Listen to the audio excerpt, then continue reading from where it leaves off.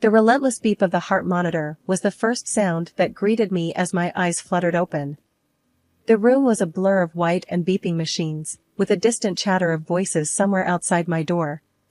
I tried to move, but my body felt heavy, like it was weighed down by more than just the thin hospital sheets. "Ah, you're awake.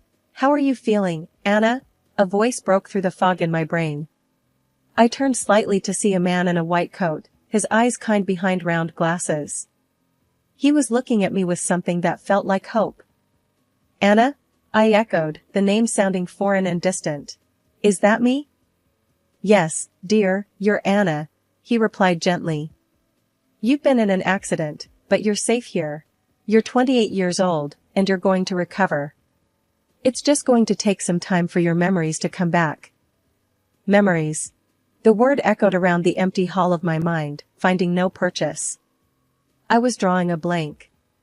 Who was I? Did I have a family, friends, a life I loved? Panic started to set in, but the doctor's calm presence was a small comfort. Just then, a nurse bustled in, her shoes squeaking against the linoleum floor. She checked the machines with efficient movements, her eyes softening when she looked at me. "You're doing better today, hon, got a strong heart there," she said, patting my arm. I managed a weak smile, comforted by her motherly demeanor. As the day passed, I tried to piece together the fragments of the person I used to be, but it was like grabbing at smoke. The doctor, whose name tag read Dr. Ellis, came in and out, always with a reassuring word or a checkup on my progress. "Your husband will be so relieved," Dr. Ellis mentioned offhandedly during one visit. "Husband?" I choked out, the word setting off a distant alarm in my head. "Yes, Mike. He's been worried sick. He and your mother-in-law, Carol, they should be visiting soon," he explained, checking the chart at the foot of my bed. The news should have comforted me, but instead, a sense of dread unfurled in my stomach. I didn't know these people, and yet, they were apparently my family. What if they were strangers to me? What if I never remembered them? The rest of the day was a blur of nurses, meals I didn't taste, and a deep, unshakable feeling of loneliness. I stared at the ceiling, listening to the sounds of the hospital around me, each beep and footstep a reminder of the life waiting for me beyond these walls, a life I couldn't remember. As night fell, and the hospital settled into a quieter rhythm, I lay awake, my mind racing with questions and fears. Who was I? Would I like the person I was? And what about Mike and Carol? Would they be strangers or the key to unlocking who I was? The uncertainty was suffocating, but as I drifted in and out of a restless sleep, a resolve began to form. I would find out who Anna was, piece by piece, memory by memory. The next morning, the sun filtered through the blinds, casting a warm glow over the sterile room. I was propped up with pillows, my head a whirl of thoughts and questions about the day ahead. That's when the door creaked open, and two people walked in, their eyes locked on me with a mix of concern and something else I couldn't quite place. The man was tall, with a nervous smile. Next to him was an older woman, her hair a soft shade of gray, and her eyes warm but cautious. They both paused at the foot of my bed, as if unsure how to start. "Anna, darling, it's me, Mike, your husband," the man said, his voice shaking slightly. The woman next to him reached out and squeezed his hand, offering a silent support. "And I'm Carol, your mother-in-law.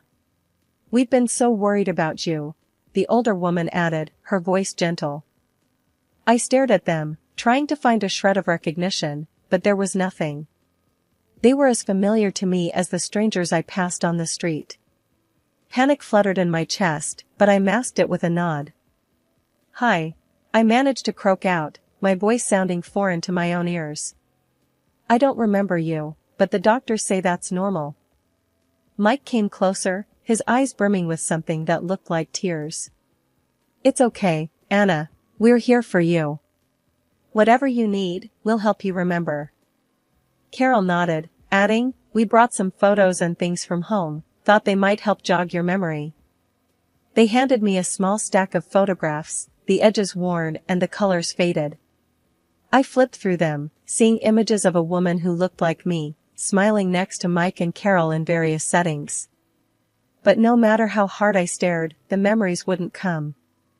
As I set the photos down, Mike reached out, his hand hovering over mine. "It's a lot, I know. But we're family. We'll get through this together." I nodded, feeling overwhelmed but trying to hold on to the sliver of hope they offered. Carol pulled up a chair and started talking about the past, her words painting a picture of happy family gatherings, holidays, and shared laughter. "And remember the time we went to the lake house?" she chuckled, looking at Mike for confirmation. "You tried to fish and ended up falling in." Mike laughed along, but I couldn't share in their mirth. It was like they were talking about someone else's life, not mine. The visit stretched on, with them sharing stories and trying to coax memories from the depths of my mind. But as they talked, I couldn't shake a growing sense of unease. Their words were kind, but their eyes held a tension I couldn't understand. Finally, after what felt like hours, they stood to leave. "We'll come back tomorrow, okay? Try to rest," Mike said, squeezing my hand lightly. Carol leaned in, her perfume a faint mix of lavender and something sweet, and kissed my forehead. "You're strong, Anna. You'll remember in time." They left, and I was alone again, the photos and their words swirling around me like leaves in the wind. I lay back against the pillows, trying to piece together the puzzle of my life. But the more I thought about it, the more the edges seemed to fray and slip through my fingers. I realized then that this journey wasn't going to be easy. There would be no magical moment of clarity, no sudden flood of memories.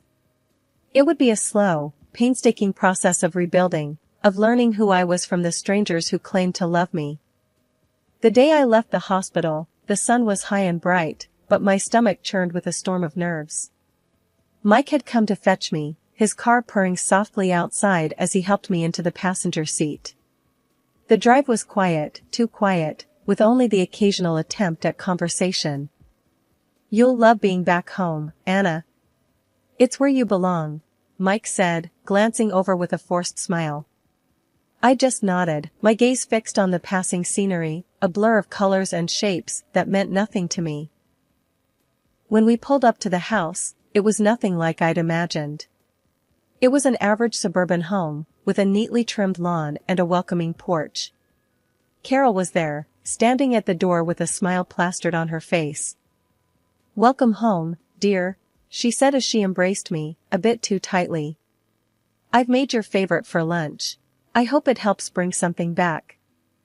The inside of the house was neat and tidy, with pictures and knickknacks lining the shelves. It looked lived in, comfortable, but to me, it was as foreign as a museum exhibit. As I sat at the kitchen table, Carol bustled around, setting down a plate of food in front of me. It smelled good, but I had no idea if it was really my favorite or not. Mike sat opposite me, watching me with an intensity that made me squirm. "Go on, try it. Maybe it'll spark a memory," he urged. I took a bite, the flavor's nice, but unfamiliar. "It's good," I said, trying to sound appreciative, but my voice faltered. Carol sat down next to me, her smile unwavering. "You always loved my cooking. Don't worry, dear, it'll all come back soon." But as the days passed, that soon felt increasingly out of reach. I spent my time wandering from room to room, touching objects, and flipping through books, hoping for something, anything, to click. But it was like walking through someone else's life. Mike and Carol were constantly around, their presence suffocating. They'd whisper in corners, casting me glances when they thought I wasn't looking. Their attempts at normalcy felt strained, their laughter a bit too loud, their stories a bit too perfect. One evening, I confronted Mike about it. "Why are you both always whispering? If there's something I should know, just tell me." He looked taken aback, then composed himself quickly. "We're just worried about you, Anna. We don't want to stress you with our concerns." But the whispers continued, and the tension grew. I felt trapped in a house full of secrets, playing a role in a life I didn't remember. Each day blended into the next, a monotonous cycle of meals and forced conversations, with nights spent staring at the ceiling, wondering who I was. I tried to express my frustration to Carol one day, but she just patted my hand and told me to be patient. Your memory is a delicate thing, dear. We mustn't rush it. But I wasn't concerned about rushing my memory. I was concerned about the creeping feeling of dread that settled in my bones, the sense that something was very wrong in this seemingly perfect household. As I lay in bed that night, the house quiet around me, I realized I needed to do something. I couldn't continue living in the shadows of a life I didn't remember. I needed to find out the truth, to understand why my gut screamed warnings at me every time Mike smiled or Carol laughed. With that thought, a spark of determination lit within me. I would start digging, start questioning. I would find out what was really going on in this not-so-sweet home. And maybe, just maybe, I'd find myself along the way. The decision to get a new phone was a small step towards normalcy, or so I thought. Carol insisted on accompanying me, her concern etched into every furrow of her brow. The drive to the store was quiet, punctuated only by her occasional attempts at small talk. As we walked through the electronic store's sliding doors, the buzz of gadgets and murmured conversations felt strangely comforting. Carol hovered close, her eyes scanning the shelves as I examined the latest phones. After settling on a model that seemed user-friendly, I handed it to the salesperson. "This one, please," I said, trying to sound more confident than I felt. Carol smiled approvingly, her hand resting lightly on my back. "Good choice, dear. Let's get this set up for you." As the salesperson busied himself with the phone, a familiar voice pierced through the hum of the store, halting me in my tracks. "Anna? Anna, is that really you?" I turned to see a woman, her face a mix of shock and relief. Do I know you?" I stammered, her name dancing just out of reach. "It's me, Lydia. From the gym, remember? We took those yoga classes together," she exclaimed, her eyes searching mine for recognition. Lydia. The name clicked into place, an anchor in the storm of forgotten memories. "Lydia, yes, I remember you." Carol's grip on my arm tightened, her smile faltering. "Anna, we really should be going. You need your rest." But Lydia was insistent. "Wait, Anna, it's been so long since I've seen you. Are you okay? I heard about the accident." I nodded, glancing at Carol's increasingly anxious face. "I'm getting there. Just trying to piece things back together."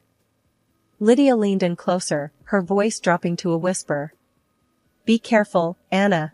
There's something not right. Don't trust them, not your husband, not your mother-in-law." Her words sent a chill down my spine, a warning that resonated with an instinctual fear.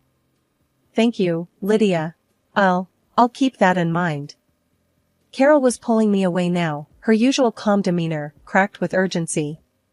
"Come now, Anna, let's get you home." After the unsettling encounter with Lydia, my mind was a whirlpool of confusion and fear. The need for answers gnawed at me, pushing me to seek out the only person who might have some, my doctor. I scheduled an appointment, the questions burning in my throat. Sitting in the sterile, quiet office, I faced Dr. Ellis, his familiar, kind eyes watching me closely. "Doctor, why can I remember Lydia, a friend, but not Mike or Carol? Why are some memories clear, but not others?" He adjusted his glasses, a sigh escaping him. It's not uncommon in cases of traumatic amnesia for the subconscious to protect itself by blocking out particularly painful or stressful memories. It's possible that your mind is shielding you from memories associated with your husband and mother-in-law because they're tied to unpleasant emotions or events. His words sent a chill down my spine. Unpleasant memories? What could be so bad that my own mind refused to remember? I thanked him, my mind set. I needed to uncover the truth, to dig into the past my mind was so desperate to keep hidden.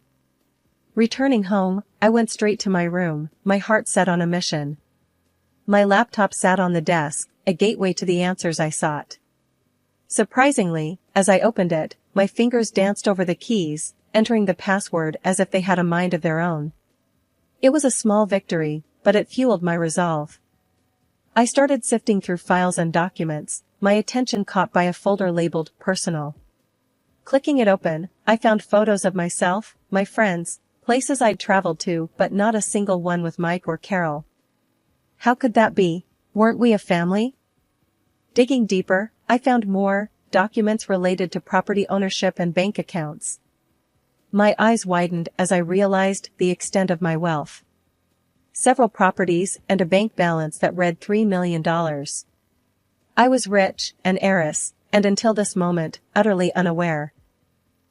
The discovery was staggering. Why hadn't Mike or Carol mentioned this? Why was there no photo evidence of our supposed happy life together? Doubts and suspicions swirled in my mind, forming a dark cloud of betrayal and deceit. Sitting back, I felt overwhelmed, the weight of my findings pressing down on me. I needed time to process this information, to plan my next steps. But one thing was clear, I couldn't confront them yet, not when I was still piecing together the reality of my life. The night stretched on as I lay in bed, the documents and photos spread out around me, a silent testimony to a life of luxury and lies. My inheritance, my history, all hidden from me, but no longer. I was going to get to the bottom of this, to reclaim my life and my identity. And as the first light of dawn crept into the room, a new day began, bringing with it a renewed sense of purpose and determination. I was Anna, a rich heiress, a woman with a past shrouded in mystery and darkness. But I was also a woman on a quest for truth, and nothing was going to stop me. With every click and scroll through my laptop, the shadows of my past life began to loom larger and more ominous. My heart pounded as I stumbled upon a hidden folder, cleverly concealed within layers of digital clutter. It was labeled simply, Diary. Hesitantly, I opened the folder, revealing an electronic diary that chronicled a history of emotional turbulence and despair. The entries were in my handwriting, or rather, my typing, detailed accounts of bullying and manipulation at the hands of the two people who were supposed to love and protect me, Mike and Carol. My eyes welled up as I read my own words describing incidents of cruelty, moments of fear, and desperate pleas for help that I had no memory of writing. July 10th, Mike threw a plate of spaghetti at me, which was too cold. August 17th, Carol called me a freeloader, a parasite who doesn't belong in their house. The weight of realization was crushing. How could I have lived through this and not remember? How could they look me in the eyes and pretend to care? My mind raced with questions, but I knew I needed to keep going, to uncover the full extent of the betrayal. I closed the diary, my hands trembling, and opened my email. There, among the spam and mundane messages, was an unread email from a private detective. My breath hitched as I read his words, filled with concern over my prolonged silence. He detailed his surveillance of Mike and attached damning evidence of infidelity, photos of my husband with another woman, their intimacy undeniable. But that wasn't all. The detective had also recorded conversations, audio clips that now played through my laptop speakers. Mike's voice, cold and calculating, discussed plans with Carol to secure my inheritance for themselves. The treachery was laid bare, each word like a knife twisting in my heart. I sat back, the laptop forgotten on the desk, as the reality of my situation crashed over me. The people I lived with, who I was supposed to trust, had been plotting against me, using me for their gain. The life I couldn't remember was one filled with lies and deceit. But amidst the chaos of my emotions, a fierce determination took root. I wouldn't be their victim any longer. Armed with the truth and evidence of their betrayal, I knew what I had to do. It was time to confront them, to take back control of my life and my future. My mind made up, I gathered the evidence, the diary entries, the photos, the recordings, and headed toward the living room, where Mike and Carol were chatting casually, unaware of the storm about to break. "We need to talk," I said, my voice a calm I didn't feel. Mike looked up, a flicker of worry crossing his face. "What's wrong, Anna?" I slammed the evidence onto the table, the sound echoing like a shot. "This is what's wrong. I know everything, the affairs, the plans, all of it. The color drained from their faces. Mike sputtered, "Anna, please, let's just talk about this." "No more talking," I snapped, cutting through his weak protest. "I've listened enough. It's time you both heard me." Carol's hand shook as she reached out, her usual composed demeanor shattered. "Anna, darling, we can explain." I recoiled from her touch. "Explain? Explain why you pretended to care? Why you plotted behind my back?" "No, there's nothing you can say to make this right." The room was thick with tension, a tangible force that seemed to press down on us all. Mike tried again, his voice desperate. "We were desperate, Anna. The debts, the pressure, we thought we had no other choice." "But you did have a choice," I countered, my voice rising with every word. "You chose to lie, to cheat, to hurt me. And now you're going to face the consequences." I watched as they struggled to find words, their mouths opening and closing with no sound. The realization of their situation was finally dawning on them, the understanding that they had lost everything they had tried so desperately to steal. "I'm leaving," I announced, the finality of the statement hanging in the air. "I'm taking back my life, my inheritance. And you will not get a cent of it." Mike's face crumpled, the reality of his situation finally hitting home. "Anna, please, I'm sorry. We never meant for it to go this far."